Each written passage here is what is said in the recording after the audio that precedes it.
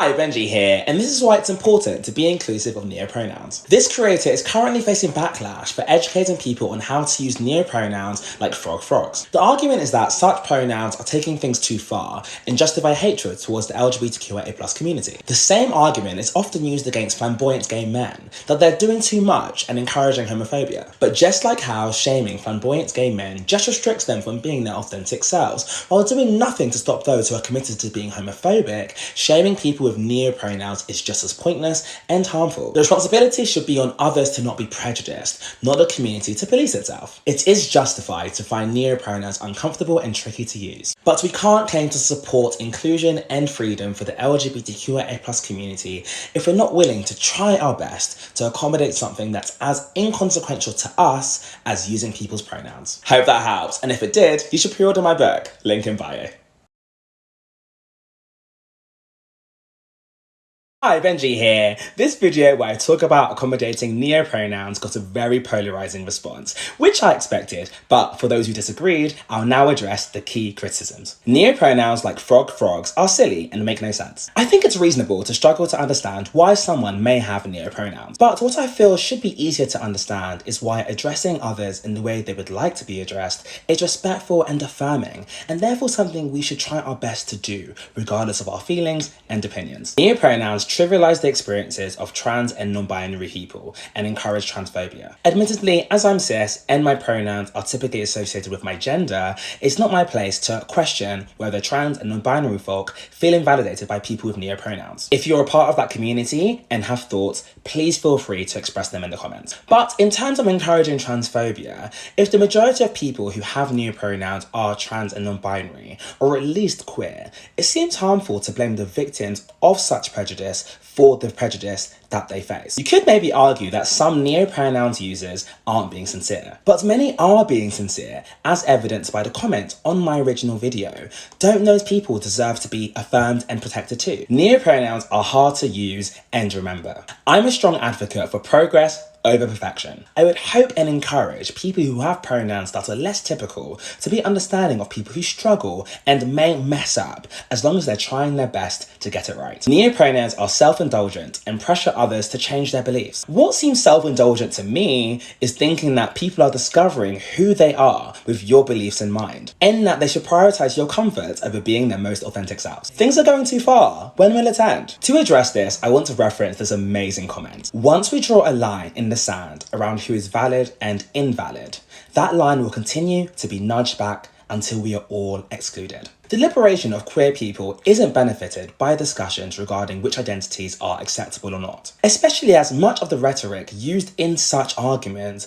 is also used to oppress us and uphold heteronormativity. That doesn't mean we shouldn't have critical discussions. If after watching this video and the original one, you're still anti-neopronouns, that's your prerogative. I've said my piece. But I just personally believe that we all benefit from trying to be as inclusive and open-minded as possible. That's all. Hope that helps. Bye.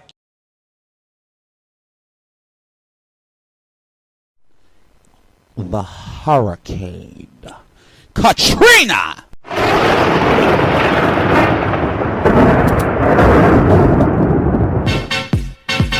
Here comes the hurricane, bitch. Ow! Here comes the hurricane, bitch. Here comes the hurricane, bitch. Here comes the hurricane, bitch. Here comes the hurricane, bitch. Oh! Katrina, Katrina, Katrina. Katrina, Katrina, Katrina. Katrina, Katrina, Katrina. Ow! Listen, here's Stevie's hot tips for trans people with no money. Don't go to a fucking endocrinologist. Go to goddamn Planned Parenthood. Planned Parenthood does HRT. You don't have to go to your local shitty transphobic endocrinologist with a fucking psychiatrist letter and 10 years of therapy under your belt. Go to fucking Planned Parenthood, dude. They do a couple tests and they give you the stuff. It's great. It's amazing. Go there. It's way more affordable too. Your insurance sucks? Of course it does. You're trans and you're poor. Use GoodRx. It's an app. It gets you reduced rates for pharmacy drugs. Your insurance probably won't cover trans-related stuff. They usually don't. It'll show you what pharmacies you can get it prescribed at and how much it'll charge. Normally, testosterone is fucking $100 plus, $300 at some places. I get this shit for like 20 or 30 bucks. Way, way, way, way better. If you're in Florida and you need a mental health letter to get your gender-affirming surgery, go to Spectrum Health, brother. My regular therapist wouldn't do it, had a telehealth appointment with them, and I got the letter. Can you be aro, ace, and bi at the same time? Yes. Okay, but actually the word bi means...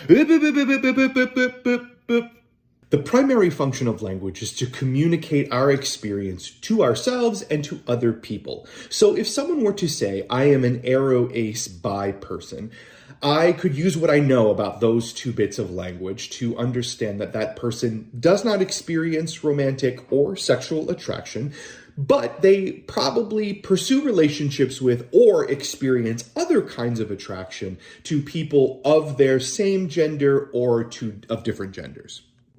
Note how we didn't get all wrapped up in what definitions include or exclude someone. Why? Because that's not what language is for. Being a human person is hard. Being a queer human person is even harder.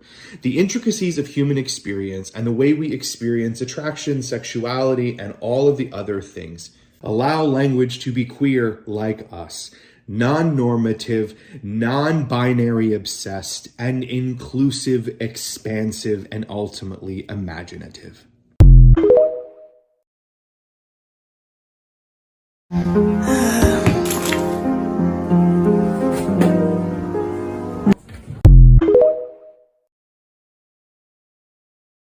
Say peacock and no one bats an eye. Say poopcock and society goes wild. Society!